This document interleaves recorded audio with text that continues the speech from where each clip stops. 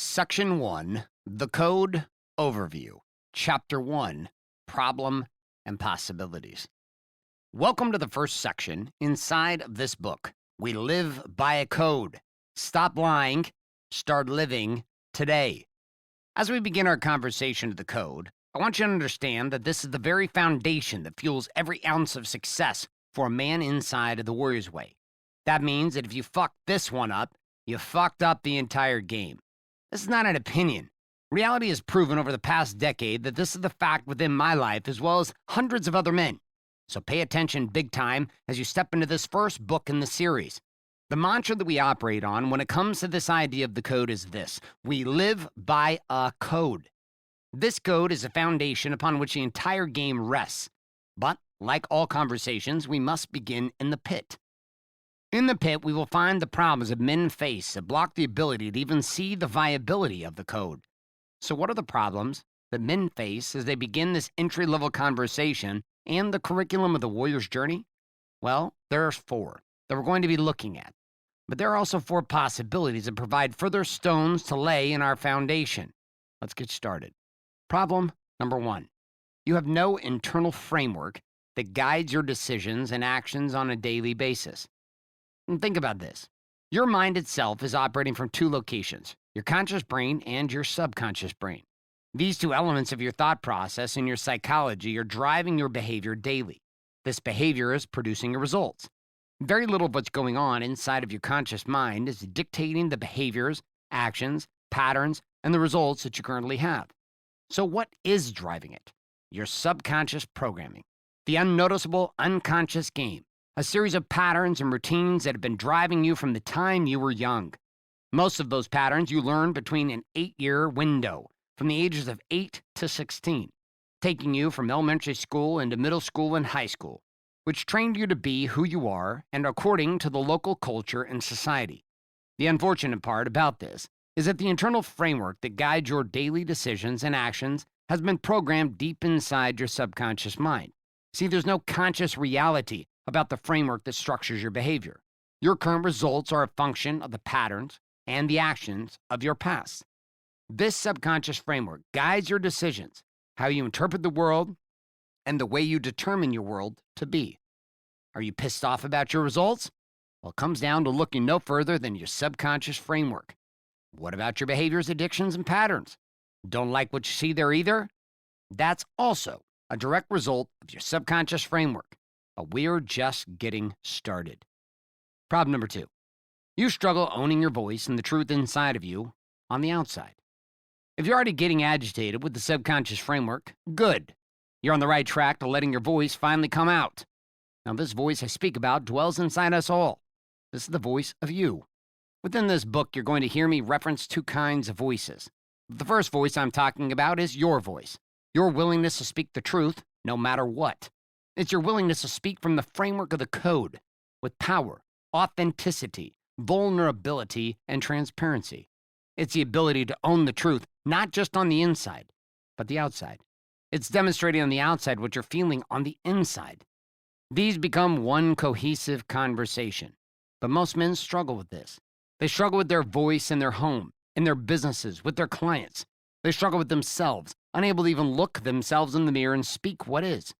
So instead, they feel this truth, even think about it. But they've been trained to stuff it down and suppress it so far and so deep that it's impossible to see, feel, or experience anything beyond the illusion of what they're currently experiencing called life. That's why you're here, brother, to stop and to learn how to stop this shit. Problem 3. You're constantly tossed to and fro with the opinions of others. This problem builds off the first 2.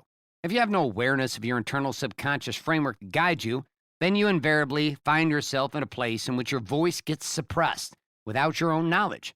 And inside of your suppressing your voice, you're tossed continually to and fro, literally by every varying opinion around you. You spend most of your day like a bowling ball, bouncing back and forth within the bumpers of the lane. You're tossed to and fro inside the decisions about your business. You're tossed to and fro, deified between the decisions about your marriage. You're tossed to and fro inside the decisions about your family. You're tossed to and fro inside the communication that you have with God, or the lack thereof, and the list goes on and on. The way that you parent, the way that you deal with your body, the way that you operate inside the game called being a man. You were continuously tossed to and fro by the opinions of others, the media, the church, your parents, your wife, and kids. You experience radically deep levels of insecurity and instability. When a man operates with a suppressed voice and no framework, this is what you find. Problem number 4, you're addicted to being right instead of getting what you want. When you find yourself in a suppression game, a game in which you're hiding, lying, and your internal voice is shut down, you have no internal framework. You're struggling with your decisions about your business. You're struggling with your decisions about your marriage. You're struggling with your decisions about your family. When suppressed, you're fighting over shit that doesn't matter. You're addicted to fighting with your wife, your clients, your teams. Regardless of what it is that you're addicted to fighting about, do you even want to know what you're really fighting about? You're fighting about being right, not about what you want. You see, these are two different conversations. You can be right and not get what you want, or you can be wrong and get what you want. Yet in this place, there's an addiction to the idea of good and bad, right and wrong.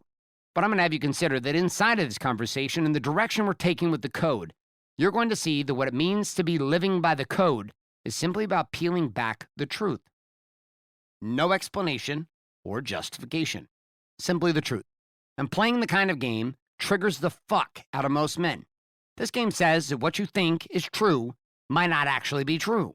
As you consume this content, you can defend being right, and yet you will still continue to lose.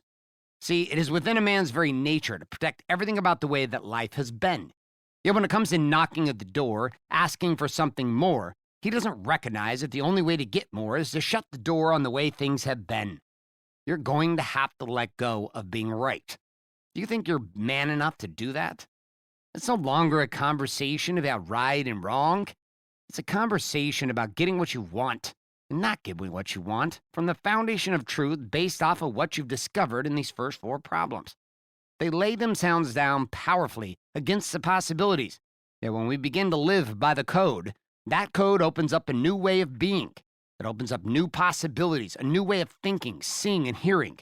Summed up, the code opens a new way of breathing in life. Possibility number 1. You have mastered the internal framework of the code, and it drives your daily behaviors. In the digital, tech-heavy world that you now live in, let me clarify right now that the code is not an app. It's an internal operating system like your cell phone on which the apps work. Without the operating system, the cell phone, the apps are worthless. The same goes with which you conduct yourself on a daily basis in choosing to live by the code. Everything else inside the process the warrior's way leverages tools and apps to execute. The code is a mindset with which you operate from that weaponizes you for warrior tools like the stack, the game, the door, etc. The code is the fuel and the fire and the power behind everything we stand for at Warrior. The code drives the warrior's way. It becomes a mastered internal framework, a dialogue inside of yourself, a robust framework from which no one can pull you off center.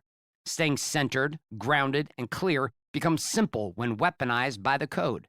I want you to imagine something. Imagine if you could walk around every day being the same guy all the time. What I mean by that is there wasn't a church version of you, a work you, a boss you, a husband you, and a father you. There was just you. What if you were to follow around with cameras daily, and what would I experience? Would you be the same version of you with no radical difference in the way you operate in one location versus another? Or would you always be changing to match whomever you were around? Inside of this possibility is the reality that who you are is pure integrity with your internal feelings, emotions, thoughts, and ideas being lived out on the outside in complete alignment. That then takes us to our second possibility. Possibility number 2. You own your own voice and are empowered, but the code lives on the outside from what you feel on the inside. One of the most significant aspects and attributes of the code is to own your own voice and become empowered by the code to own it on a daily basis. It's a fact that a man begins to not only listen to the voice, but also begins to obtain his voice, seeing that his opinions inside of this place matter. Your direction and declarations matter, brother. But without a framework, the voice is continually drowned out in the sea of despair, confusion, and chaos. It's not until you can feel empowered by the voice that you operate from that you will continue to stay afloat, swimming towards an intent and purpose where before you were floundering, leading into the third possibility. Possibility number 3. You're constantly holding strong to your vision and commitments no matter what others say. The craziest characteristic that opens up for a man that lives by the code and is weaponized by the Warrior's Way systems is simply this: 0 fucks given. Listen, there's only so many fucks to give. A man inside of this place owned by the code realizes that what he provides are going to be deliberate. What does this mean? The opinions and concerns of most individuals need to go away, and the most of what you're dealing with comes down to dialogue within yourself. There's less concern about what other people are going to think and whether or not they're going to approve of how you operate, because you know that you're operating from the code with you. The reality is, the more you play this game, the fewer people are going to approve of who you are continually becoming. The more you live by the code, the fewer people are going to want to be around you, and you're going to discover that you're completely okay with that. It sounds weird.